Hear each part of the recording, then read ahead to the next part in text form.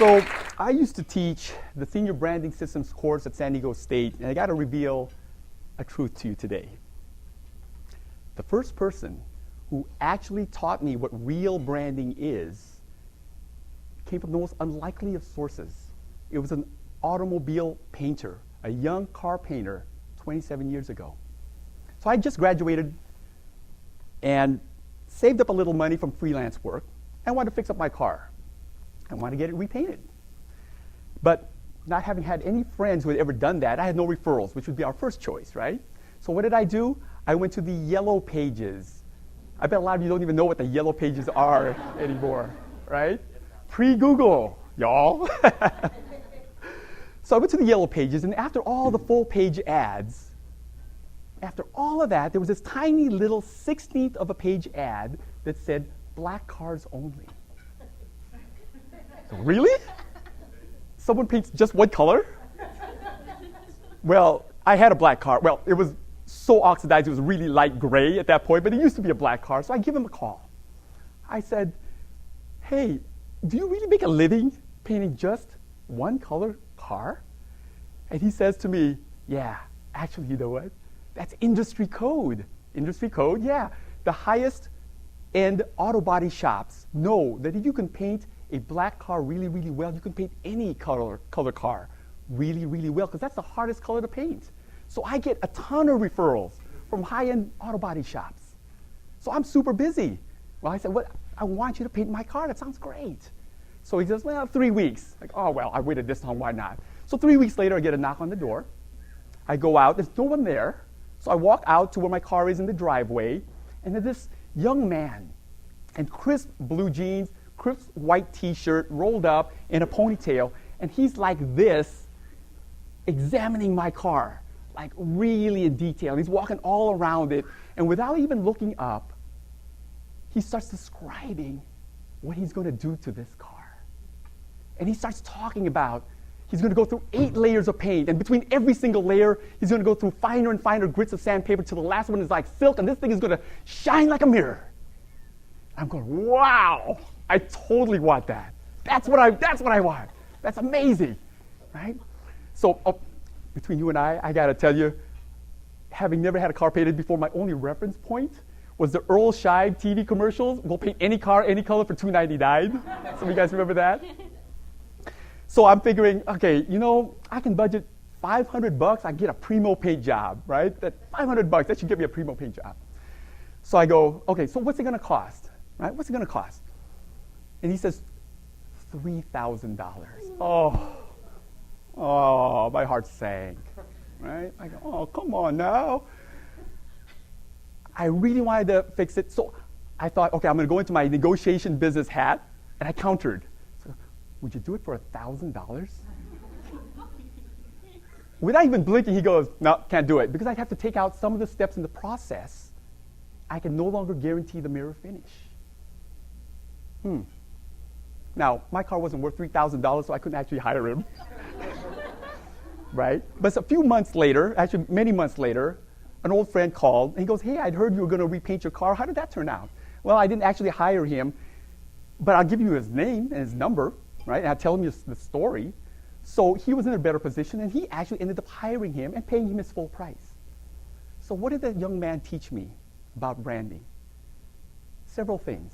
Firstly, he articulated what he does so well, so clearly, with such passion, that, you know what, 10 minutes before he started speaking, I could have cared less about what it takes to paint a car. It wasn't even on my radar as an important how-to. Just do it. But now I will never unvisualize and unknow what it takes, how much time and how much passion it takes to do it right. I can't unknow that anymore. It's stuck in my brain forever because he said it so well. Secondly, he doubled my budget, right? I went from $500 to $1,000, even though it wasn't enough. I didn't think I could do that, and I did that. Thirdly, he captured such mind share about what he stands for and what he does that 27 years later, he's still the only guy I'm referring in the car painting business, right? And I didn't even hire him.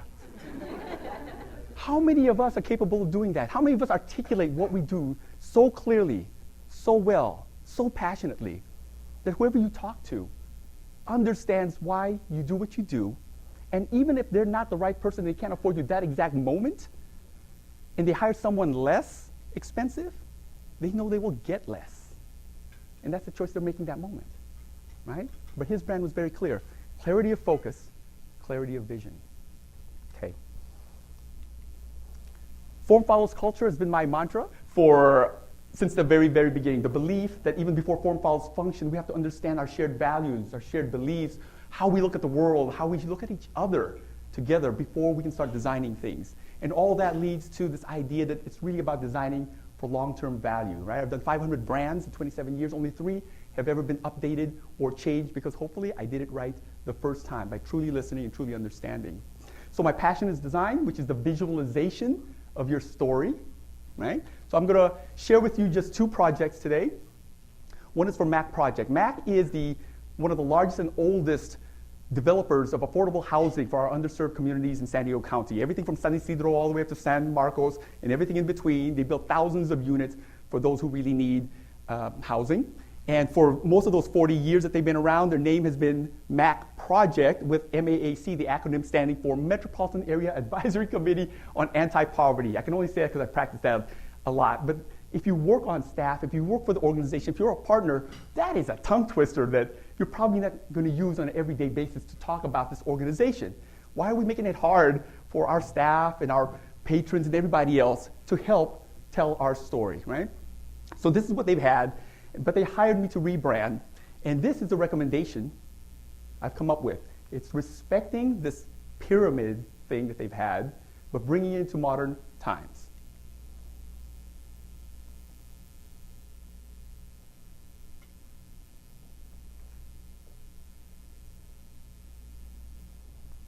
In any logo, as I said, it's only the visualization of words. So the first thing we really had to do was understand that Metropolitan Area Advisory Committee on Anti-Poverty wasn't going to fly any longer. So we actually kept the word MAAC, the acronym MAAC, dropped project, and reassigned MAAC to mean maximizing access for the advancement of our communities. Maximizing access for the advancement of our communities. That's their new name, and it's their mission statement, and it's their tagline, and the slogan all wrapped up into one. Right? So everyone can start the story with the same phrase. Even as important is the idea that then the visuals must match that new story. So if you can tell, the logo is a building for development. Their clientele, the great majority of their clientele is the Latino community, so it's got this vibrancy. So if you look at it on my website online, you'll see the actual rich colors. It's a little muted here, that's okay. But it's an M, and then the 2 points of the M actually form 2 A's. And then the roof line, the negative space, is a C. So this will forever be a unique symbol that represents their story, because what are the chances of another organization being a developer of affordable housing having the same acronym? None. Right? A one-of-a-kind solution for a one-of-a-kind story.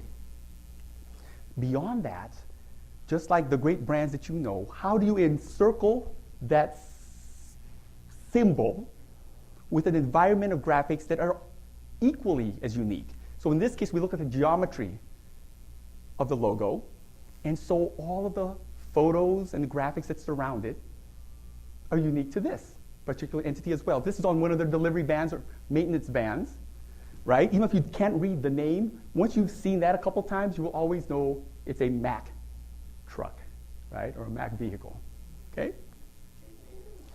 And consistent applications throughout. The second project I'd like to share with you is one we just completed a couple months ago for the Tijuana EDC. So EDC stands for Economic Development Corporation. We have one in San Diego, San Diego Regional EDC. It is responsible for representing the business sector of your city. So in this case, the 60% of the Tijuana economy is the maquiladoras, the manufacturers, the aerospace, the automobile, right, the medical device industries. And their new story is, you don't need to go to China anymore, because the level of sophistication, the 20,000 engineers that are in Tijuana can produce quality products at a competitive rate. So keep those jobs here in our region and do the assembly and manufacturing right here instead of going overseas. Okay? Tijuana EDC. So this is their logo that they've had for I don't know how many years, but they asked me to rebrand it to tell that new story. But it's about culture, remember? Form follows culture. So what is the culture here? The culture of manufacturing, industry, engineering. What is the most efficient manufacturing system in nature? Beehive, right? Bees, beehives. And the hexagon is a symbol of that. And it's already used in a lot of electronics and other industries because it's such an efficient shape. So I started with that, but looked at it in their shoes as an engineer and said, let's take that hexagon and let's repeat it and let's make a pattern out of it like they would for any design that they would do. And lo and behold, what happens is you repeat that, something emerges. And I'm going to go back and forth.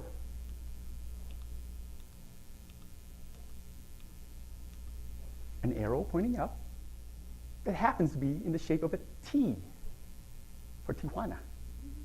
Okay? And what they actually do is they assemble partners and vendors and distributors into a cohesive system, so that's why there's tiles.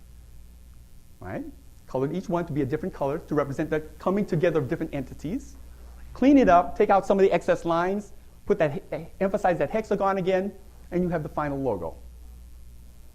It's the system, and it's about if all these parts come together and do their job, we'll all help Tijuana create jobs and the economy become stronger. And it's about, so Tijuana pointing up is Tijuana rising, right? Tijuana rising in the context of business, not tourism. That's the key other differentiator. This isn't about tourism. This is not about getting you to go shop or buy stuff in Tijuana. It's about you getting your companies to assemble your goods in Tijuana. That's a clear distinction, right? And if you kind of squint a little bit, it kind of looks like a bolt, right? Again, about industry. And if you squint even more, the front middle part of that T protrudes forward, and you have a cube, a box, a shipping container. Some of you will see that. Some of you might see that later, all right? All right, there is 25th anniversary, and this is what it looks like on their presentation folder. So I recognize that if branding design is really about telling your story, I'm going to share with you the story of my beginning. So my father was a farmer in the Philippines, and his family farm went bust. So they had to move to Manila, the big city, the slums of Manila, frankly. Looking for work, he stumbled upon and met the woman who would eventually become my mother. He had a young family then he had to raise, so he had to figure out how he was going to support this young family.